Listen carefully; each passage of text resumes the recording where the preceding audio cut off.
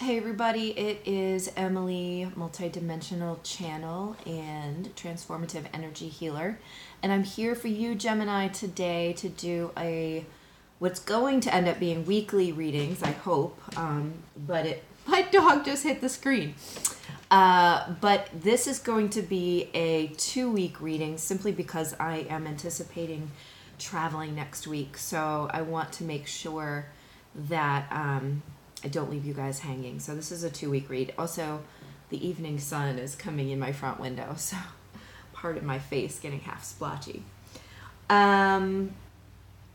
So what we're going to be doing is a reading for each of the zodiac signs, and I can't promise that there won't be changes to the format.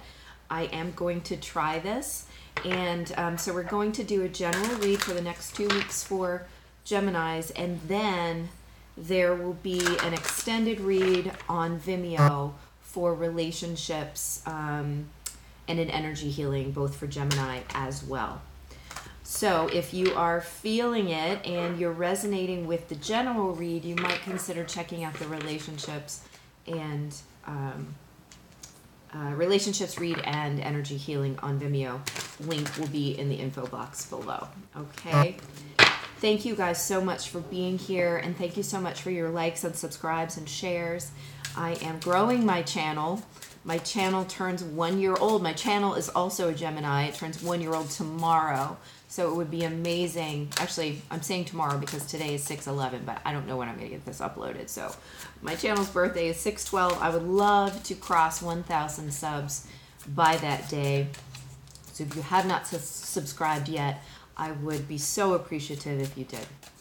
So with all that said, let's see what wants to come out for Gemini. And I just had one card pop out. I want to get a little more information before I start talking about it. This seems very much in line with what is coming out for the other signs as well. Okay, let's get one more card. Okay, Gemini, you guys, just like everyone else, we've got the 5 of Cups here, and this has been coming up. And the key words that I associate with this card are guilt, shame, grief.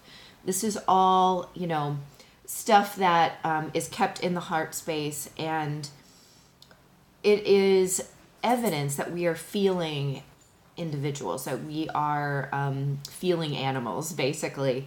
And in many cases, these are things that we can sometimes allow to become lodged in the body. And so I'm feeling this sense with the star also coming up that we have been asked to sort of release some of this stuff coming up and go through this healing process to cleanse away any of that heavier energy that has become sort of wrapped around us like a cocoon, or like I'm kind of feeling it like some kind of cocoon, almost like if you were to make a clay mold of yourself over your own body, you'd have to like crack it off. And that's how this sort of grief, for you guys right now, it's feeling like grief. It's felt like other things for other signs, but for you guys, I'm feeling a lot of grief. And so there's an outpouring here of these emotions, and I think it's important to realize that the movement involved in those emotions is important. You don't want to allow them to become stagnant, because that's the point at which they become lodged in your body, okay? So while Gemini might not be your most emotionally in touch sign in general, who knows where your moon is, which is going to talk about where your emotions are, where all the other planets are in your chart. But you are good communicators in general. Again, who knows where your Mercury is, that might affect it as well. But in general, you're good communicators. And so allowing that to flow out through communication might be a good option for you. I'm really feeling, I'm connecting to this water energy here. It could be that, and I'm actually, it's driving me to the sign Aquarius, which makes me feel like, I don't know why Aquarius does this to me, but it's almost like what you need is laughter and fun right now to help dislodge, I'm hearing dislodge this heavy grief that may have been surrounding you. And I'm feeling that this is old grief. This is not necessarily from anything that's happened even within the last months or even within the last year. This can be very old grief, even going down to childhood. The King of... wait, is this the King? No, it's the Knight of Wands has also popped up, which really helps to back up that idea of the need for adventure and lighthearted, the lighthearted fun that is going to help you to dislodge some of this stuff, okay? I almost feel like you guys don't have the need right now for this, like, I mean, we all need deep healing, but I feel that you guys more easily just let it go through, I'm just really feeling like through laughter. And it's almost like it's not, it's almost like it's not all that deep with you. And that doesn't mean you're not deep people or, you know, whatever, or have emotions or anything like that. But I just feel like there is this much more willing sense to not grab onto the past or the emotions of guilt or shame or grief, like say, like maybe a water or an earth sign might have, okay? And that's part of the beauty of air, the air signs, but particularly Gemini is coming through in that way right now. So integrate this energy of the Knight of Wands, have an adventure, allow yourself to sort of, they're showing me like to allow yourself to put your kind of, cast some of your like inhibitions aside. This doesn't mean do something dangerous or insane. But it does mean that, you know, you probably need to be able to step outside of your usual limitations for a little bit in order to create for yourself a world that's bigger than your grief. Okay? So especially if you have been going through grief for a long time, if maybe you've been stuck in a depression for a long time, because that could certainly happen. People can really get stuck there. And part of the problem is that in those situations, we become very much convinced that the depression like overtakes our entire existence, right? And in doing this kind of thing and breaking out of that and allowing more fun and adventure, it's like your the world that your grief inhabits is much smaller.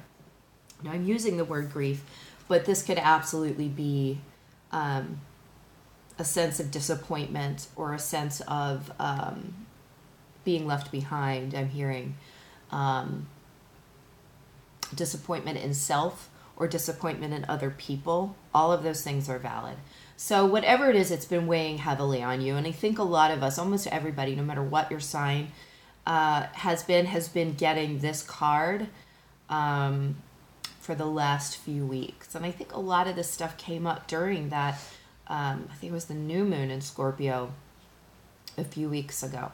So do know that this is normal, what everybody's going through. It's part of the ascension process. It's part of raising your vibration. And of course, fun and excitement is huge for raising vibration. Okay, so let's see what else is coming out here.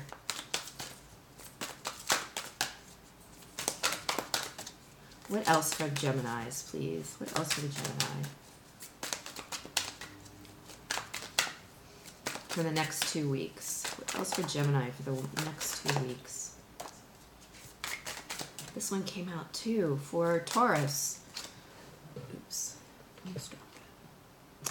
Okay. Yep. This makes total sense. I'm just going to get a couple more cards. Gemini for the next 2 weeks.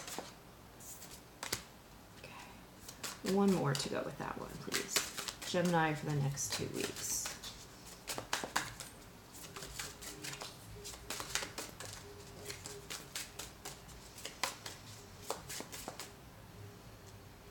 Oh my God, all these same cards are coming out for all of you guys. And I've shuffled these cards like crazy. I've even had clients in here since then, since I did the other readings. Anyway, what you've got here is the 3 of Swords, which I believe Taurus got. And you've got the 6 of Swords with it. And so this is that idea of moving on from the heartbreak. moving away from this. I'm hearing clouded energy. It's almost like it's placed clouds over certain parts of your life that maybe you want to start enjoying again. You really, truly want that. And you're beginning to be able to see outside of the, it's almost like a screen door that's clouded over is what I'm seeing. It's like you're being able to wipe the condensation away so that you can see through it, because you're moving on, you're moving forward from this Three of Swords.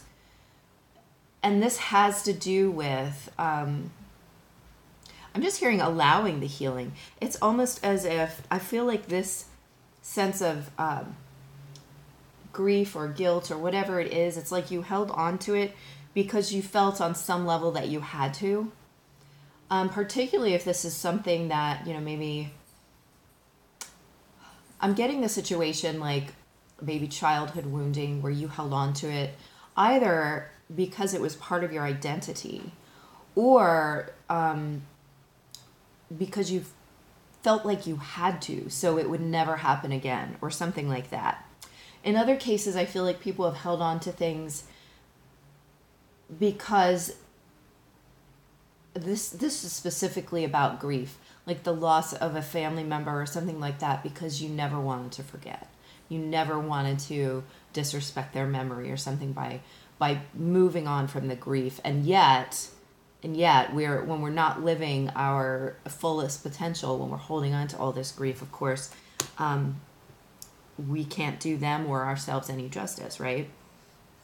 So this is kind of that opening up of that realization and allowing that healing to occur in a very, this is the sword. So there's a big mental component to this, okay? It's not just the feelings, which is shown in this Five of Cups, but it's also your thought patterns and the way that you are thinking about things, right? And that's also showing up here with the Eight of Swords and the Strength card. For me, this feels like a very strong mental prison. This is a mental prison that is exceptionally stubborn. And this might be your thought patterns. This might be the way that you have held on to specific beliefs that have kept you trapped in the past with this 8 here, this 8 of Swords. And yet there is a release coming in these next 2 weeks, potentially related to, it's not saying this in the cards, but I'm feeling like it potentially related to the full moon coming up in Sagittarius on the 17th. And I feel like that just cracks the door open for you. It allows you to see that there are other ways to think about things. And that could be part of allowing this more adventurous attitude, allowing your mind to have, so Sagittarius is all about expansion, and it also represents the higher mind. So this is also Sagittarius, actually, the Knight of Wands. So it could be that, allowing in that sort of adventurous energy assists you in being able to release yourself from this very, very strong mental prison. I'm also getting that for some of you, this mental prison is about a mother or a very strong female role model in your life, whether that's a sister, aunt, wife. I don't feel like it's a girlfriend. I feel like it's somebody who's really ingrained. So for most of you, this is going to be a mother or grandmother.